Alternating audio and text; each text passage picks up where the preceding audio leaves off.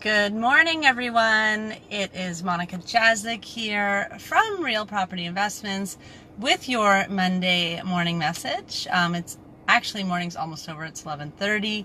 Normally, I bring these messages to you at 9 a.m., but we're a little late this morning. So I am doing this message. I'm all hot and sweaty. I just had a really intense tennis game. It was so much fun in this hot weather. I didn't even know it was this hot, but I'm back home trying to get into the swing of things and trying to, like I always say, live my best life.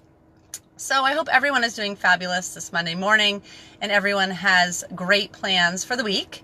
This morning I just want to give you some motivation in regards to busyness and how you can overcome busyness with effective planning and scheduling.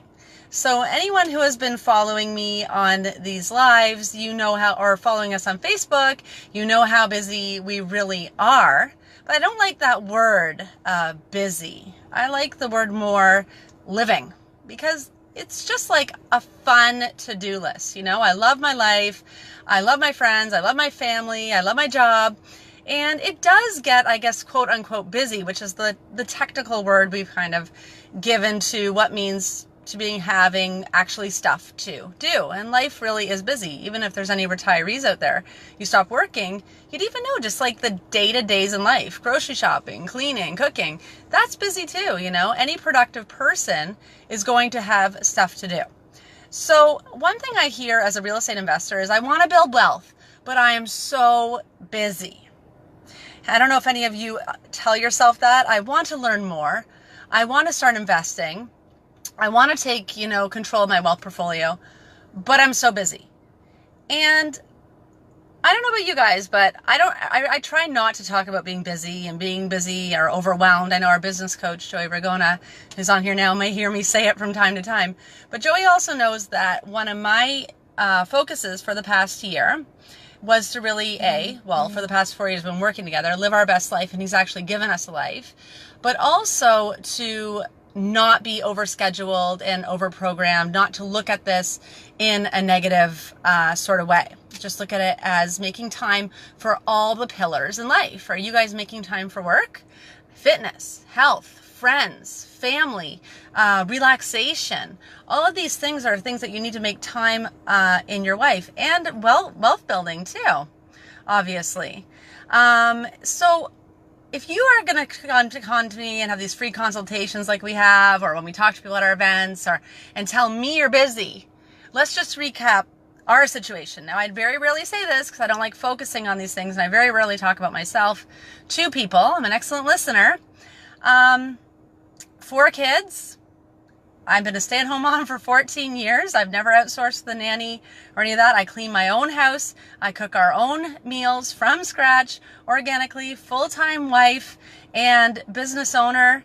And I still manage to play tennis 5 times a week and make time for fitness and go out with friends and have a life vacationing and, like I say, living a life of freedom. Because I wasn't making time for that before. I was just working and saying I was busy and not making a time for anything else. And I was miserable. I thought I was happy because sometimes it's easier to distract yourself with work, distract yourself with busy stuff. If you ever stop still and make time for all these other things, you really kind of start focusing on yourself and who you are as a person. Busyness really is a form of escape. So how do I do this? Mother, wife, business owner, friend, how do you fit all these different roles? A lot of it is just strategic planning and scheduling. So I was doing my morning ritual and rituals. I have my morning ritual. I was actually doing my morning reading, which I read every morning to get myself in the right mindset. And I was reviewing my notes from last year's UPW, Unleash the Power Within, with Tony Robbins. And it was amazing. I was rereading everything he was doing, but I went to Tony Robbins last year with Fawn in order to operate in peak performance. That was my number one goal, and to have optimal energy all of the time. And I've been successful with that. And as I was reading the notes, because I wasn't before, I was tired, I was moody, I was irritable, and I have a very quote unquote busy life or productive life, and I have to be in peak performance all the time. And I'm talking from 5 a.m. to probably midnight. I like to be, because sometimes we do events, we're not back till midnight. I have to be in peak performance. I obviously can't maintain that all the time, but I can create a schedule to sustain my energy levels and make sure I have all these different facets in my life and that I'm living my best life. So when I was reading this, I was reading about the breathing activities we learned, the diet that we learned, cold showers, all these rituals. And I still do every single one of those things every single day. I have never missed one day. And I think that's one of the keys to really, being successful and differentiating yourself. If you want to change and have your best life, you have to change. You can't have 1 foot in and 1 foot out and get results. You have to do the work. You can't just do your breathing exercises 5 out of the 7 days of the week. You got to commit to it every day. You can't have cold showers just 1 day a week or when you feel like it. I love hot showers, but every day that icy cold shower comes on, I dread it coming, but I know what it gives me. And it's these commitments to these rituals that give us results. The fact that I no longer eat sugar. People ask me all the time, when are you going to eat sugar? Or I'm going to do a cleanse. I'm giving up sugar for 2 weeks. What the heck's that going to do? If you're going to incorporate that back in and get bad results, why put the sugar back in? I know how it's going to make me feel. It leads to moodiness, irritability, and overeating. I'm a fat girl at heart. I may be skinny, but I am a tub of ice cream, spoon in the tub of ice cream, other hand in a bag full of chips kind of girl. I have the littlest bit of sugar.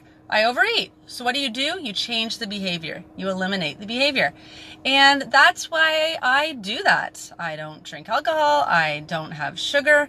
I incorporate fitness, make it first, and I do what I say. If I say I'm going to play 3 to 5 times a week, I make sure I schedule those games and make it a priority. So are you doing what you say? I know we all love to go to these seminars. You love to get motivated. You love to write down these goals. Are you actually doing them? Be honest. What do you really want to change in your life?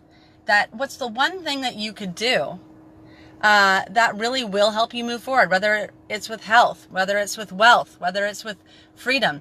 What could you do, and what could you actually stick to it? What have you done in the past that you've actually stuck to it? You said, no more, the pain is too much, I'm actually doing it, and the change has actually been made and true results have been made. So this Monday, I just really want you guys to think about it. Like, what are you trying to achieve? I mean, September's around the corner. Parents, we're have our kids back in school.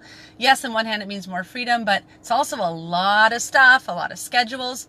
We have 4 kids, guys. If you were reading our last Facebook post, you'd see we just came back from vacation after taking over 20 properties from a property management company. So we're managing people while we're on holidays, coming back on vacation to a basketball training, and a lot of laundry, because the next day we had 1 basketball tournament, and the following day 2 soccer tournaments, a basketball tournament, and getting 2 kids to overnight camp. If I didn't have the systems to unpack clothes, systems to do laundry, systems to clean, get everyone ready, and, keep everyone on task, I would honestly fail. But here we are. I kept my tennis game. The kids are at camp. I kept my tennis game. Now Vaughn has to go back. And unfortunately, we're still working on taking over these 20 units, but life goes on. We still have fun, and nothing really is stopping, because we know that no matter what happens, life always going to get in the way. There's no good or bad. There just is. And you just got to keep going. So challenge of the week. What is it that you want to change, and what systems can you put in place to help you get there? Write your posts in the comment section, and remember, you always have time for wealth building. We need to incorporate. If you're not incorporating time to educate yourself about wealth, to educate yourself about real estate, make sure you write it down and do it. Because if you don't do something, it's not going to happen. So have a great week, everyone. Monica Jazik, Real Property Investments. Talk to you soon.